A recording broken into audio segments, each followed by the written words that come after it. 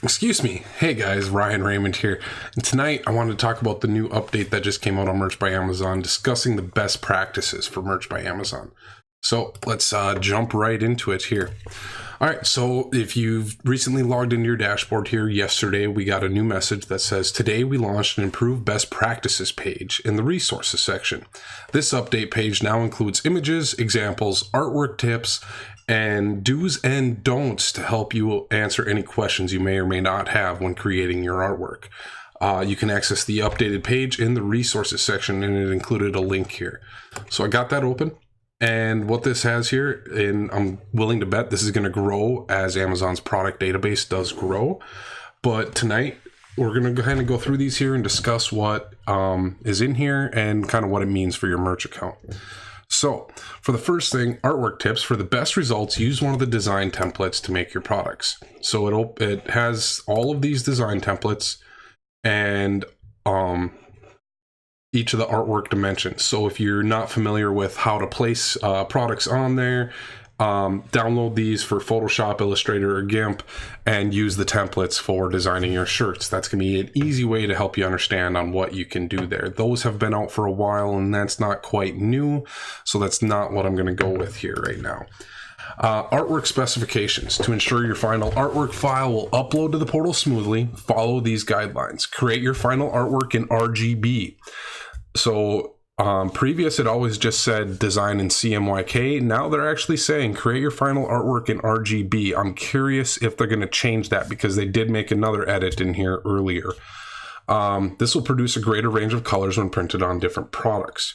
Output your artwork file at 100% of the print dimensions at 300 dpi.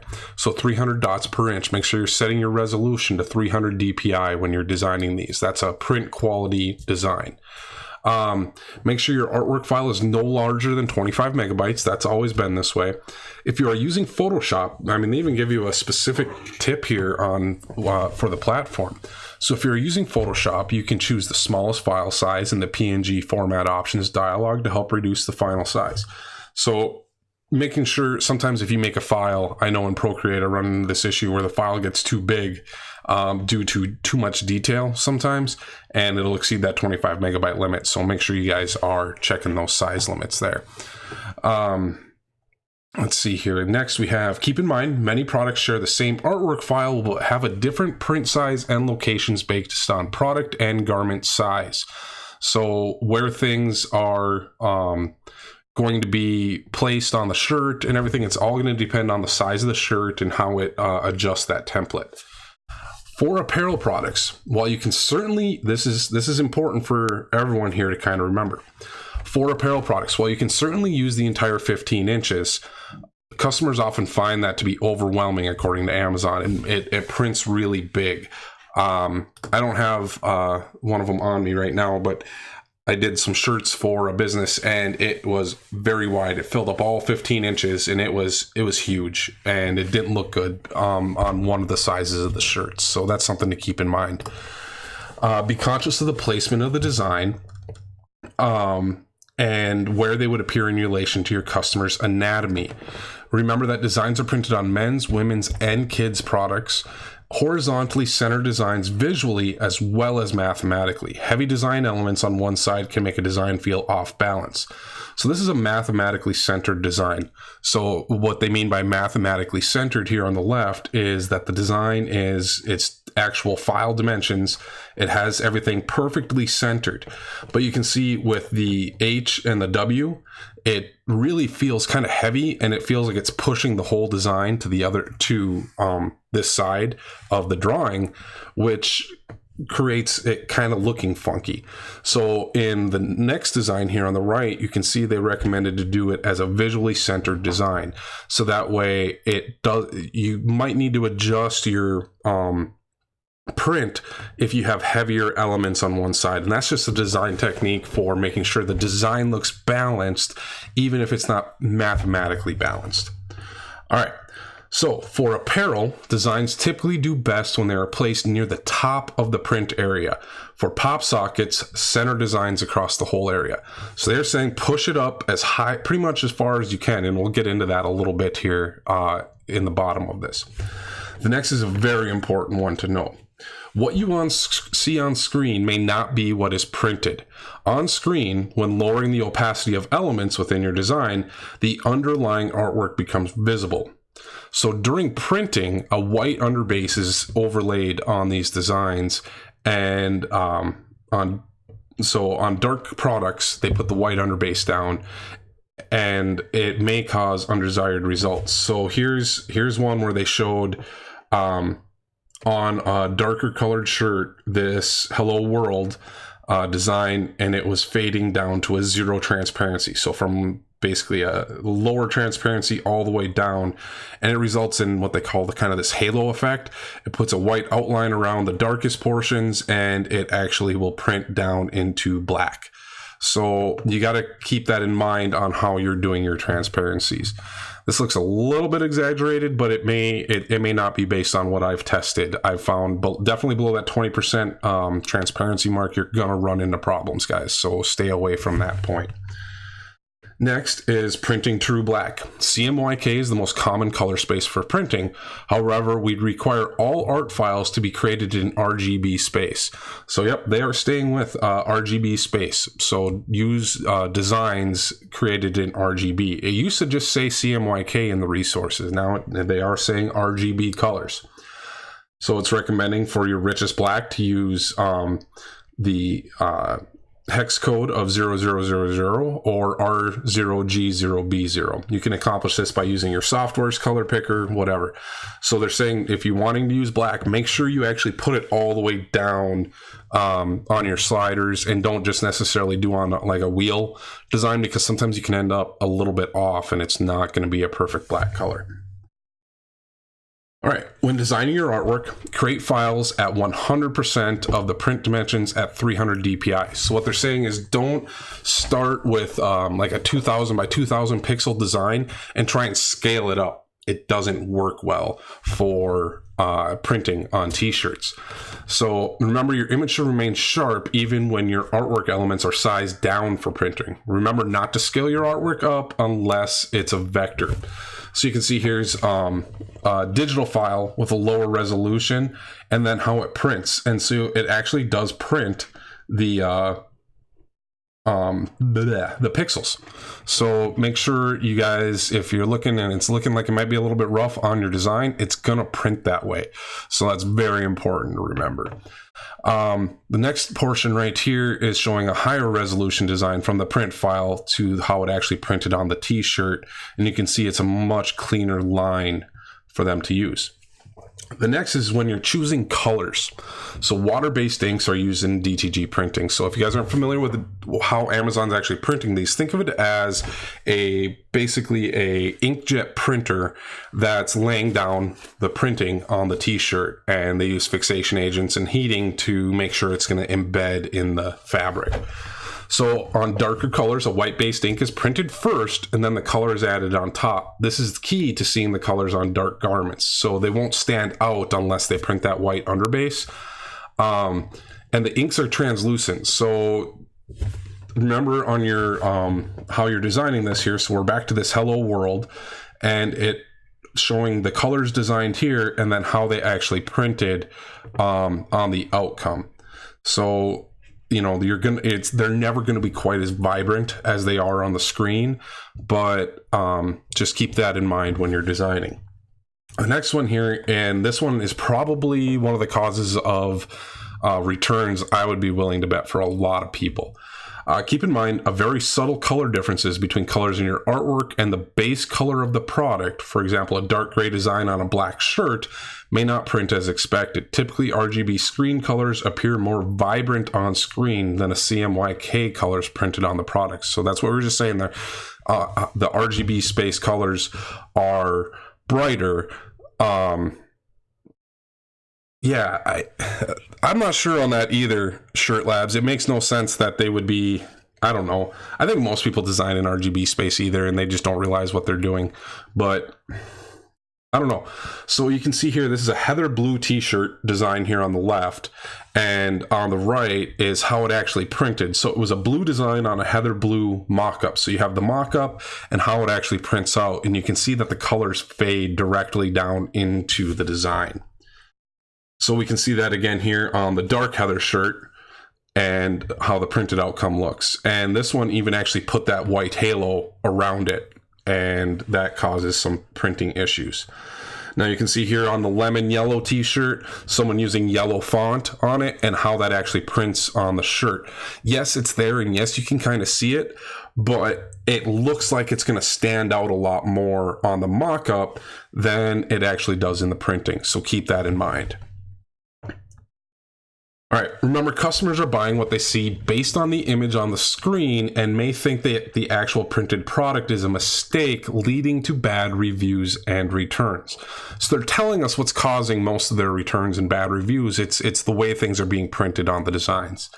Recommendations for type and line weights will differ based on what is printed on. The following images are recommendations based on the type of materials. These should be used as general guidelines for how to design your artwork to print as expected. Keep in mind the artwork will always look cleaner and crisper on screen in comparison to the printed version. Lightweight fabrics. So for on the t-shirts and tank tops and all the clothing items, the minimum recommended font size is 32-point font. So you can see they're testing the different font colors sizes here, and a 2-point weight line. So 2-point lines and a 32-point font is what they're recommending, the smallest you do. Now, remember, if you put it in there as 32 and you scale it up and you're not using vector, it's going to pixelate it. But 32-point font is what they're telling us to be using. So that's good information if you haven't done print tests on your own yet. Let's see what else we have. Now it's running through the different font types and how they print differently. So first they gave us a Helvetica, and then they're doing Georgia with the serifs. And then they did a sign painter here, and you can see the smaller it gets harder and harder to actually visibly read the font. So keep that in mind. They're saying 32-point font for t-shirts. Heavier weight fabrics, so hoodies, sweatshirts, and t-shirts, they're saying a 48-point font and a 3-point weight line are what they recommend. So if you're, depending on how you're scaling your designs over, if you're using the same one and then cropping it, or whatever you're doing to go from t-shirt to hoodie, they are recommending a larger font size on the heavier fabrics, because I'm guessing the ink bleeds a little bit more in the fabric is probably their issue here. So keep that in mind when you're designing. I would keep in mind probably 48-point fonts and 3-point lines are probably going to be your minimums for all of our clothing going forward, if you're going to be using the same design on both of them. So then they covered it on a Georgia and Helvetica here as well. The next is pop sockets. The recommended minimum font size for a pop socket is a 24-point, and a minimum line weight is 2-point. So here you can see the line weight here of, I'm guessing this is a 2-point line, and here's our 24-point font and how it prints. So they are definitely recommending that we don't go smaller than this, and you can see how the printed outcomes look even on the on-screen views. Even these smaller fonts are harder to read. So 24-point font for the pop sockets. All right, if you have questions on how your artwork will print, it is recommended to create and order a sample of the product you would like to sell. So their recommendation to know how it's going to print is to buy one for yourself. So that's not a bad idea. Make yourself I don't know, maybe we'll do it one night. Do like a color wheel with different transparencies and test different colors and how they fade into different colors, and try and break it in as many places as you can, and make notes of how you make that design file so you can be specific in knowing how your shirt's going to work. All right, now we're into product tips. So these are kind of more specific to each product. In general, the print area on the front of garments start 1.5 inches down from the bottom of the collar on the front and 3 inches down from the collar on the back. The garments with this exception to this is the men's Raglan baseball tee, which starts 2.5 inches down on the front collar. So compared to a standard t-shirt, a Raglan is going to sit down an inch lower to start. Now, the top print area for V-neck shirts is 1.5 inches from the tip of the collar. So they're all 1.5 inches. So while it's the same dimensions as you have on the t-shirts, visually on V-necks, it's going to look lower. I think we've all noticed this, and something some people I know have been keeping in mind, because it really, if the V-neck's down here and then you're pushing the design down even further, the top of your design, which normally would be up here, may not be starting till down here. So it may actually require a smaller design space to be working. So that would probably be a good idea to keep in mind on your V-necks. I haven't really had any issues with it, but I tend to push my designs as high up as I can. All right, Raglan baseball t-shirts. The men's and women's Raglan baseball t-shirts are constructed differently, which affect the print area of the garment. The men's crew neck and the angle of the full-length sleeves require the top of the printing area to start 2.5 inches from the collar, with a slightly reduced printing area. So the Raglan baseball tees are lower and having a smaller print area. I think that we've all definitely noticed that as well. I haven't seen any of these ones in person yet, but kind of a similar issue here. Since the way they're printed, it's pushing the design lower, so things to factor in. Zip hoodies. The zip hoodies uses the same artwork dimension as the pullover hoodie and will print across the zipper. We recommend that you do not put fine lines or small type across the zipper, because the fabric may shift slightly during the printing process and distort the artwork. We recommend using the hoodie template, which highlights the safe zones on the front of the zip hoodie. So yes, you can print across it. If you've ever bought a zip hoodie, it might have a shift. It could be hopefully not a real big shift. That's going to look bad no matter how fine the lines are, but a small shift in that line. So you might have a line that came across and it just breaks a little bit. So something to keep in mind there. All right. Pop socket grips are an expandable pop socket holder with completely different parameters from guidelines, and the pop socket fact has been up for months and months, so I'm not rereading that one tonight. You guys are welcome to go in there. All right, now we're into actual do's and don'ts from Amazon. So do create designs that work with the products in terms of the placement, color, and size. Double check for misspellings. I actually had Amazon take down one of my shirts due to a misspelling in it after the review came in and said there was an issue there. Avoid elements and fonts that subtly blend into the product color. These can either blend in completely and not be visible on the product, or print with a halo with a hard edge. Refer to the artwork tips above when including the elements with a transparency less than 20%. So that 20% threshold, don't bring your transparencies below it, is a good rule of thumb. Beware of what content is allowable and what is not, and how this differs for each marketplace. So follow the content policy. Make sure you guys are reading this regularly. They do slip in updates every now and then. Don't. So here are the don'ts. Do not create artwork for product descriptions with misleading information, such as neon, glitter, glow in the dark. They will not print as intended and will mislead customers. Use words or sentences that describe the product, period. Shipping, sizing, print quality, print effect. Don't describe the product. Shirt, t-shirt, long sleeve, sweater, hoodie. Start removing all of those from your listings if you're using the multi-product uploader especially. They're not wanting us to talk about the product at all. They control the product. They may change the product. They may swap it out for a different one. We've seen that happen multiple times. We don't control that part of it. The only thing we can control is the design. Amazon knows what kind of shirt it is. Let them handle that part of the listing. All right. Do not submit designs that pertain to accidents, natural disasters, and shootings. For more information on allowable content, read the content policy. All right. Let's see what we got going on here in chat. That was kind of the top of it there. So let's see here. Hey, Hatham. Hey, Deb. Hey, Lance, Gerald, John. Yep, vector art is the way to go if you have vector art programs or I use Procreate a lot, which is not vectors myself, and I design at the t-shirt dimensions so that there is no scaling, or I design bigger and so on. Let's see here. So eShirt Lab says, makes no sense the print file be provided in RGB instead of CMYK. It drives them crazy. Yeah, I don't know. They had a typo in here yesterday when this was first released, and they were saying 72 DPI. So I'm wondering if someone didn't... There's spelling errors throughout this thing. There are words that aren't words.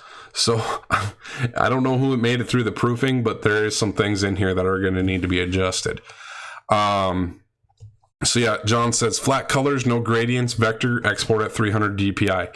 That is a great way of just keeping your designs clean that aren't going to have any issues. I don't always use flat colors myself. I use shading and different levels, but I haven't had an issue with it. I might yet. But that's a great way of making sure you're going to stay right there. And it's not like my way or John's way or anyone's way is better. Well, that may not be true. Someone's way is probably better. John's is probably better. I think he sells more shirts than me. Then, yeah, so look out for the opacities. It looks like you'll need an ultraviolet light to see it. Wish they took PDF files. Yeah. A PDF file would be great for uploading on here, and it would just handle things. Yeah, they had to release the updated best practices because Amazon realized they gave merch accounts to people that don't know what they're doing. Yeah, I mean, when I started merch, I didn't know what I was doing in printing shirts, and I wouldn't say I still know what I'm doing some days here by any means. Belly designs on the V-neck shirts, yeah.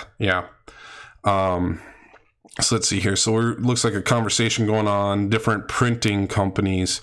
Printful. I use Printful a lot, Shirt Labs, and I really haven't had an issue with any of it other than my poor product choices on a couple of them. But yeah, so what else we got in chat here, guys?